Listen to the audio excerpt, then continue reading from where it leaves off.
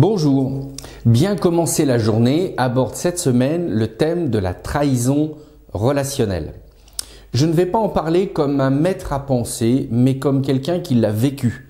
Donc ce que je vais vous dire, c'est à la fois du vécu, c'est aussi à la fois de l'analyse, parce qu'il faut savoir que ce que je vous partage durant toute cette semaine va donner lieu à une formation pratique qui sera proposée en ligne sur le site missionprotestante.org.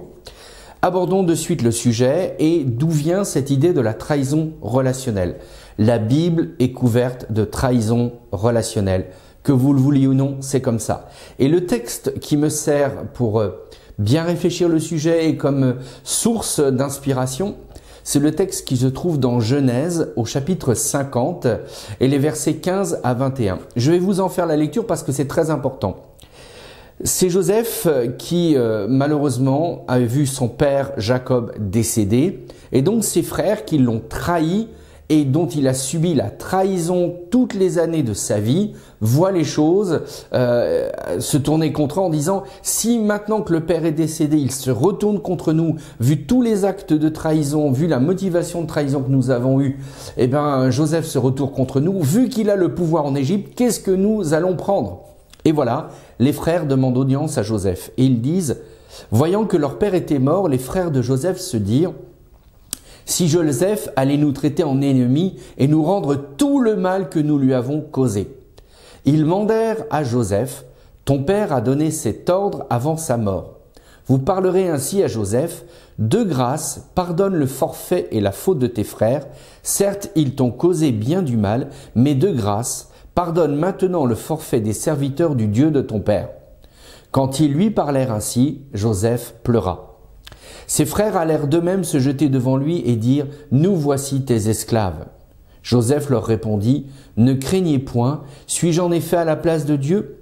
Vous avez voulu me faire du mal, Dieu a voulu en faire du bien, conserver la vie à un peuple nombreux comme cela se réalise aujourd'hui. Désormais, ne craignez pas, je pourvoirai à votre subsistance et à celle de vos enfants. » Il les réconforta et regagna leur confiance. Quel récit, parce que vraiment là, la trahison relationnelle est au cœur de ce récit. Premier renseignement que je voudrais mettre en avant, c'est vraiment le gros titre de cette journée. Quand vous subissez une trahison relationnelle, il vous faut être patient après une blessure. C'est vraiment le thème que je veux vous partager aujourd'hui. Après une blessure relationnelle, apprenez à être patient. Patient envers soi-même. Il va vous falloir du temps pour digérer cette blessure relationnelle, cette trahison relationnelle. Et si vous vous montrez impatient, vous allez très vite tomber dans cette volonté de vous venger, cette volonté de vous faire justice, mais dans le mauvais sens du mot. Parce que se venger est une chose, ça veut dire mettre le mal quelque part, c'est-à-dire répondre de œil pour œil, dent pour dent. Tandis que se venger, ça veut dire aussi nourrir quelque chose qui amène de la rancune.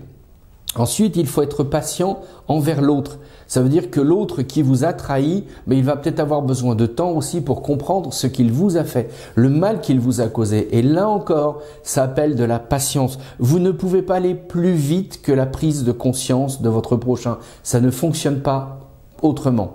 Et troisième idée, il va falloir être patient envers la situation. La situation probablement s'arrangera, mais à nouveau, il faudra de la patience. Donc je rappelle, face à une trahison relationnelle, il y a trois choses.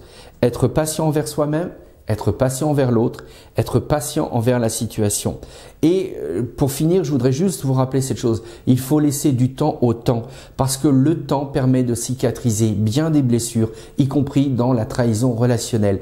Et j'aime cette idée que si nous servons un Dieu d'éternité, ça veut dire que Dieu, qui est éternel, prend le temps aussi pour que nous puissions cicatriser. Et lui-même, parce que bien souvent, je pense qu'on a offensé Dieu dans nos vies, qu'il l'a vécu comme une trahison relationnelle, c'est ce qu'enseignent les livres de l'Ancien Testament, eh bien le temps a permis de cicatriser beaucoup de choses.